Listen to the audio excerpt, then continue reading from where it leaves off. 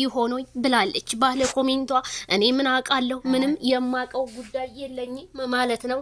በጣም የሚያሳዝነው ነገር እንግዲህ አሹ እንደተናገረው ብሩኬ በጣም ብዙ ደንበኛ ሴቶች አሉት። እሱም ማለቴ በስራ ምክንያት ብዙ ሴቶችን ያወራል። ሀይሚዬ ግን ያ ነገር ቴንሽን ፈጥሮባት ይሆኖይ በጣም አዝናለች። አሁን ግን ተጣልተዋል ብለዋል።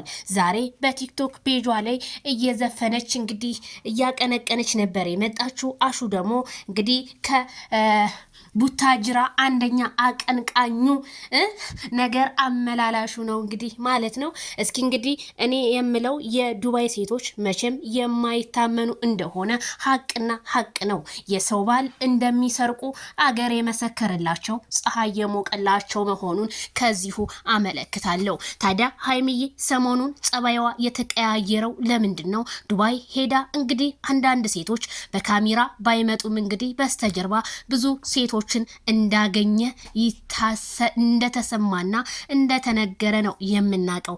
አሁንም ቢሆን የዱባይ ሴቶች ከሰው ባላይ አይናችሁን ብትነቅሉ እንደኔ መልካም ነው። ሀይሚዬ ቡታጅራ መሄዷ ብሩኬ ትንሽ ቴንሽን ፈጥሮበታል። አዎ ቡታጅራ ሄጄ ፈታ ዘና ከቤተሰቦች ጋር ማሳለፍን ነው የምትፈልገው ስትል ሀይሚዬ ተናግራለች። ስለዚህ ቡራዬ እንግዲህ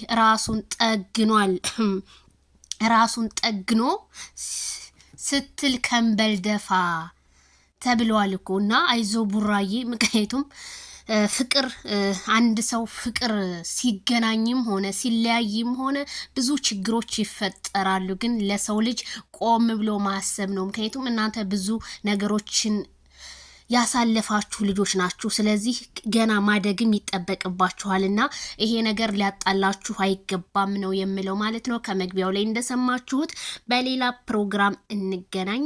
ሰላሙን ላይክ፣ ሼር፣ ሰብስክራይብ